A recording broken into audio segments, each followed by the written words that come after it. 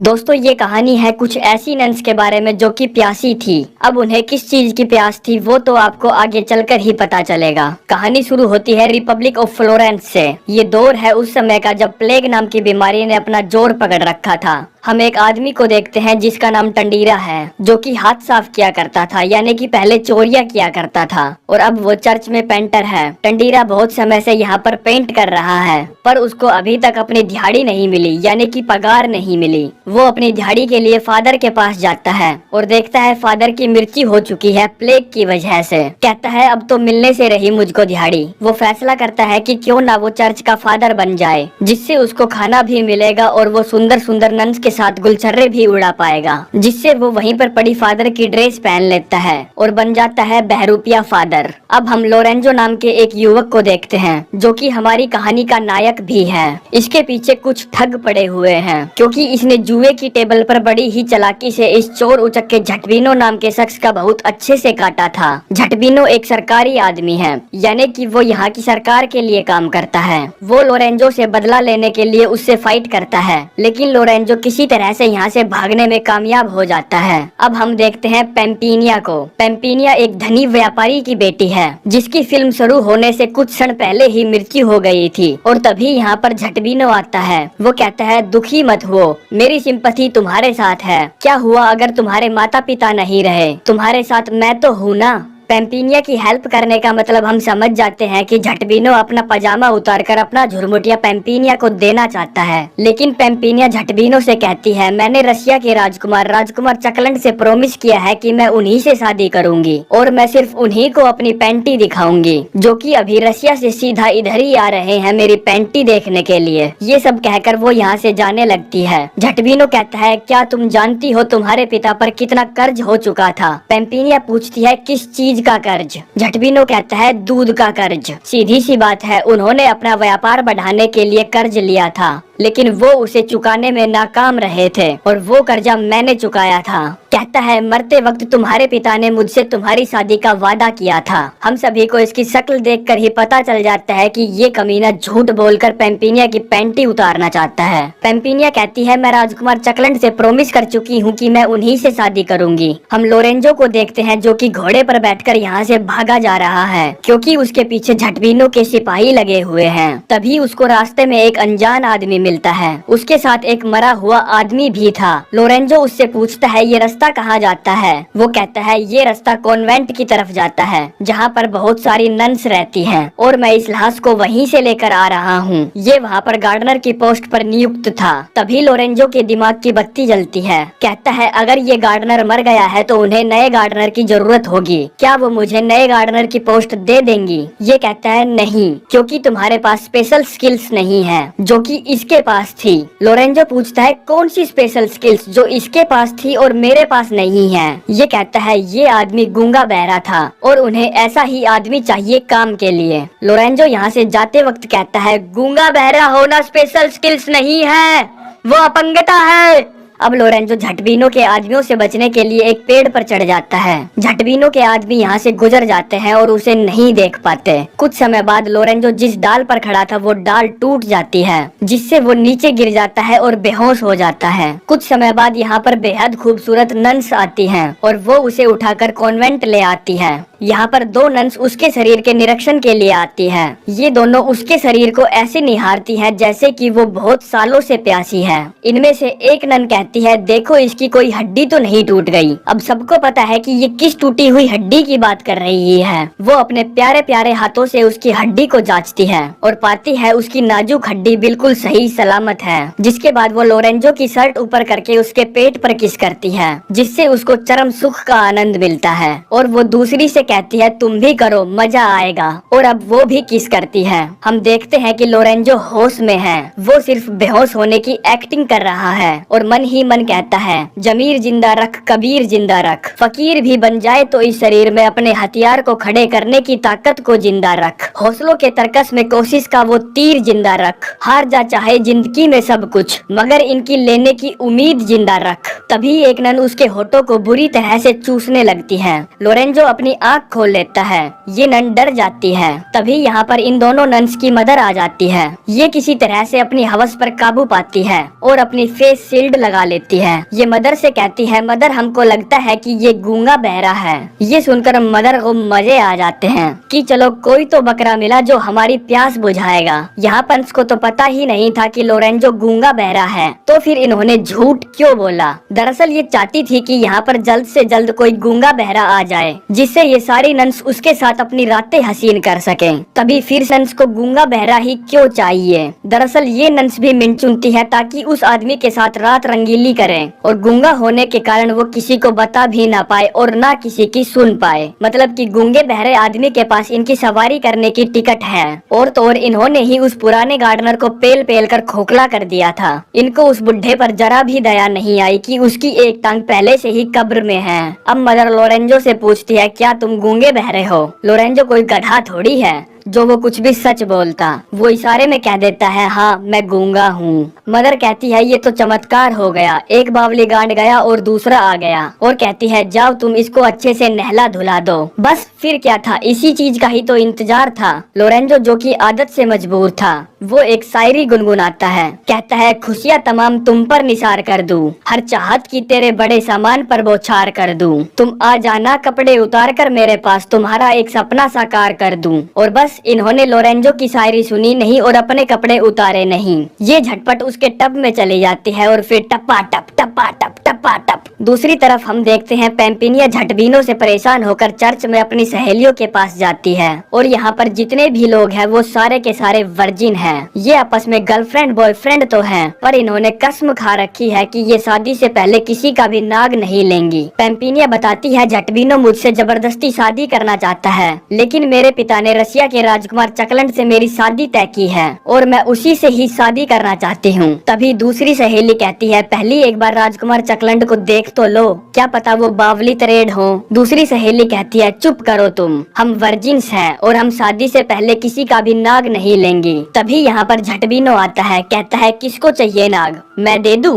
पूछता है, तुम सब यहाँ क्या कर रहे हो, चलो भाग जाओ यहाँ से, तुम्हें पता नहीं है कि लॉकडाउन चल रहा है। ये सभी वहाँ से बाहर आ जाते हैं, जहाँ पर ये एक फैसला लेते हैं कि ये लोग पेम्पिनिया को कॉन्वेंट में छोड़ आएंगे जब तक कि राजकुमार चकलंड न आ जाए। तभी एक सहेली घोड़ा गाड़ी लेकर आती है। पहली वाली पूछती है, ये चलाएगा घोड़ा गाड़ी। ये कहती है, ये अंकल ब्रूनो है और इनको बवासीर है और तो और ये वर्जिन भी है, इन्होंने अभी तक किसी भी घाट का पानी नहीं पिया। वो इस बहरूपिये फादर को भी अपने साथ ले लेते हैं, जो कि पहले पेंटर था और उससे पहले चोर। अब पेम्पिनिया को पहले एक तेज घोड़ा गाड़ी से भेज देते हैं और खुद दूसरे रास्ते से आगे बढ़ते हैं। पेम्पिनिया के कॉन्वेंट में पहुंचने के बाद ये लोग उसकी पैंटी उतारकर पजामा पहना देते हैं, यानी कि अपनी जैसी ही पोशाक पहना देते हैं। पेम्पिनिया सोचती है कि वो एक अच्छी जगह आ गई है और यहाँ पर उसकी वर्जिनिटी सेफ रहेगी, लेकिन उसे नहीं पता था कि यहाँ दिन रात कुएं से पानी निकाला जाता है। तभी पेम्पिनिया की नजर मासूम से दिखने वाले लोरेंजो पर पड़ती है। वो नन से पूछती है, ये कौन है। नन बताती है कि वो सीधा स्वर्ग से आया है, वो गूंगा बहरा है और हमारा गार्डनर है, जो कि बहुत मेहनती है। वो दिन रात गहरे कुएं से पानी निकालता है। ये सुनकर पेम्पिनिया का भी अपने कुएं से पानी निकलवाने का मन करता है, लेकिन तभी उसे रसिया के राजकुमार चकलंड की याद आती है, तो पेम्पिनिया अपनी पैंटी को खिसकने से रोक लेती है। आगे हम देखते हैं लोरेंजो गार्डन में काम कर रहा है। तभी वहाँ पर एक नन आती है, जो कि उन दोनों नन से अलग थी। वो कहती है, ओ गार्डनर, घास काटेगा। और हम तो जानते ही हैं कि लोरेंजो हमेशा घास में घस करने के लिए कितना उतावला रहता है। अब ये खुश था तो ये एक शायरी पढ़ता है, राहों पर नजर रखना, हथियार पर नजर रखना, आ जाए कोई शायद पैंट की चैन खुली रखना, हथियार की गर्मी को जलाकर रखना, उसको भी गर्म रखना, खुद को भी गर्म रखना, देता है सजा मुझको रातों को भटकने की, आज दिन में भी उसको गर्म रखना, राहों पर नजर रखना, हथियार पर नजर रखना, वो बुरा भी ना माने ऐ मेरे हथियार, उसका भी कहा रखना। ये कहकर लोरेंजो नन के साथ झाड़ियों के पीछे घस घसा करने चला जाता है। पेम्पिनिया उन दोनों को झाड़ियों के पीछे जाता देख लेती है, जिससे उसकी पैंटी में आग लग जाती है और वो जेलस फील करने लगती है। दूसरी तरफ हम देखते हैं रसिया के महान राजकुमार राजकुमार चकलंड महल में पधार चुके हैं। यहाँ पहुँचते ही राजकुमार चकलंड की मुलाकात चोर उचक्के झटबीनों से होती है। राजकुमार चकलंड उसे अपने नाम का महत्व बताते हैं। कहते हैं एक था लड़का जिसका नाम था चकलंड। एक दिन उसने अपना नाम बदलने की सोची। उसने एक मजदूरी करने वाली औरत से उसका नाम पूछा। चकलंड के मन में ख्याल आया, लक्ष्मी करे मजदूरी धनपत मांगे भीख, जब अमर सिंह ही मर गया तो चकलंड नाम ही ठीक।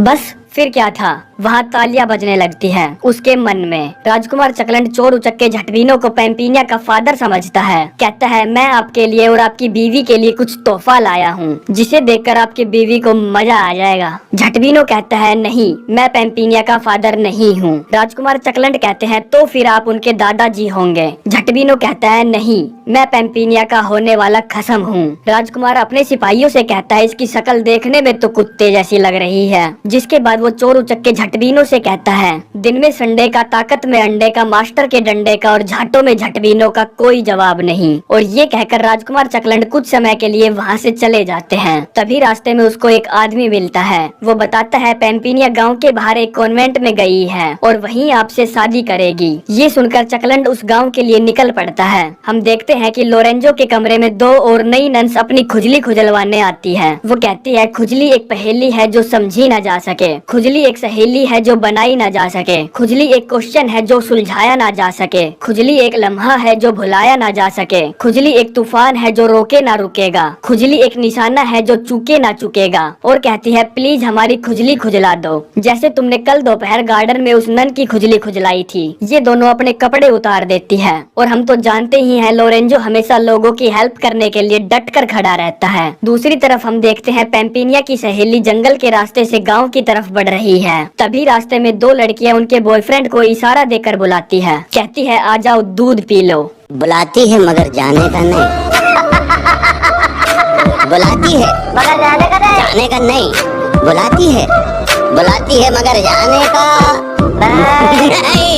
ये दुनिया है, इधर जाने का नहीं। ये दोनों चले जाते हैं। वो दोनों इनको गाय का दूध पिलाती है और ना जाने कब में गाय का दूध पिलाते पिलाते वो अपना दूध पिलाने लगती है। लेकिन यहाँ उनके कार्यों में रास्ते का रोड़ा बनकर लड़कों की एक गर्लफ्रेंड वहाँ आ जाती है और उनको पीटते पीटते यहाँ से ले जाती है। कहती है तुमको शर्म नहीं आई, तुम ये क्या कर रहे थे? वो कहते हैं हम तो दूध पीने आए थे, अब हमें क्या पता था वो हमें अपना दूध पिलाने लगेंगी। इधर हम देखते हैं दो नन पैम्पीनिया से कहती है हम तो जा रही हैं उस गूंगे बहरे को नहलाने के लिए और अपनी खुजली खुजलवा कर ही वहाँ से आएंगी। तो इस पर पैम्पीनिया कहती है ये तो पाप है, ये तुम क्या कर रही हो? जवाब में दोनों नन कहती है हमें पता है तुम्हें जलन हो रही है, पर हम तो अपनी खुजली खुजलवाएंगे जरूर। लेकिन वो इस बार लोरेंजो से अपनी खुजली नहीं मिटवाती, बस उसके टब में पानी डालने के लिए गई थी। वो पैम्पीनिया से कहती है आ जाओ तुम भी अंदर, लेकिन पैम्पीनिया कहती है ना मैं ना आ रही। अब लोरेंजो को नहला धुलाकर मदर के लिए पेश किया जाता है।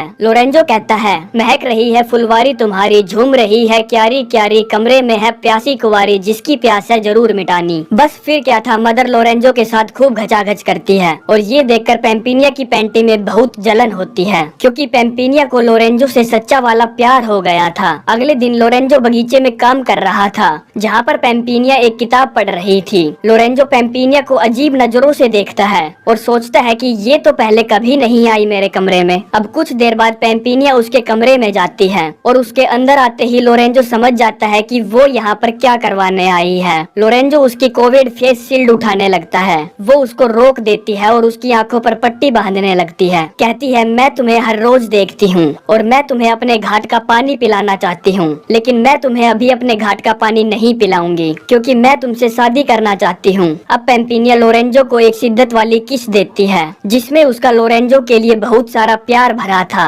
हम देखते हैं दूध पीने वाला बॉयफ्रेंड अपनी गर्लफ्रेंड से नाराज हो गया है। ये सोचती है कि ये कहीं और जाकर किसी और का दूध ना पीने लग जाए, जिससे ये एक डिसीजन लेती है और अपने बॉयफ्रेंड को जंगल की गहराइयों में लेकर चली जाती है। कहती है मेरे पास खजाना है जो कि सिर्फ तुम्हारे लिए है और वो मैं तुम्हें शादी के बाद ही दूंगी। और अब उसे जोर जोर से हवस भरे होठों से किस करने लगती है। अब जैसे ही उसके हथियार को छूती होती है। बॉयफ्रेंड का घोड़ा दौड़ने लगता है। वो जोर जोर से कहता है मुझे खजाना दे दो, मुझे खजाना दे दो, अभी दे दो, अभी दे दो। और उसका घोड़ा इस दौड़ में हार जाता है। गर्लफ्रेंड उससे कहती है तुमने ये क्या किया?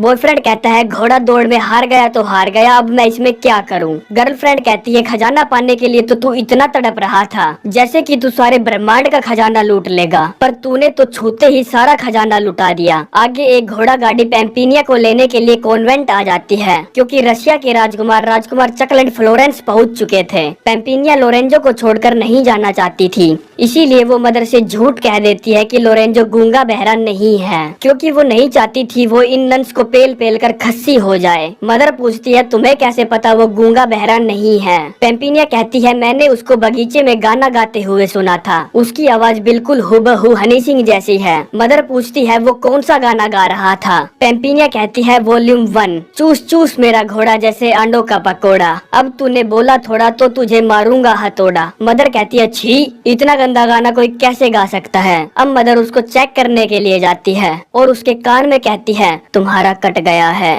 ये सुनकर वो डर कर खड़ा हो जाता है और चिल्लाने लगता है और अपने आप को फंसता देख कहता है ये तो चमत्कार हो गया और चमत्कार को मेरा नमस्कार। मदर सोचती है ये मादर भक्त तो सुन भी सकता है और बोल भी सकता है, ये हमारे सारे के सारे राज खोल सकता है। तो मदर उसके पिछवाड़े पर लात मारकर उसे यहाँ से भगा देती है। फिर पैम्पिनिया भी वहाँ से जाने लगती है। लोरेंजो पैम्पिनिया से कहता है कि मुझे भी अपने साथ ले चलो, और बस पैम्पिनिया यही तो चाहती थी। ये दोनों वहाँ से साथ चले जाते हैं। हम देखते हैं राजकुमार चकलंड दूसरे रास्ते से गांव की तरफ बढ़ रहा है। राजकुमार को पानी की प्यास लगी थी तो वो पीने के लिए तालाब की तरफ बढ़ता है, जहाँ पर उसे एक सुंदरी मिलती है। चकलंड उसे अपना एक फुद्दू सवाल फेंक कर मारता है। पूछता है क्या तुम इंसान हो? वो कहती है नहीं, मैं जल परी हूँ। राजकुमार कहता है मैं एक पैम्पिनिया नाम की लड़की से बहुत प्यार करता हूँ और मैंने उसे अभी तक देखा भी नहीं है। वो कह देती है मैं ही तो हूँ पैम्पिनिया बिना पैंटी वाली, क्योंकि वो राजकुमार के साथ पेलम पेल करना चाहती थी। कहती है ना ताकत मर्द में है ना मर्द की हड्डी में है, ताकत तो उसमें है जो बिना हड्डी के मर्द की चड्डी में है।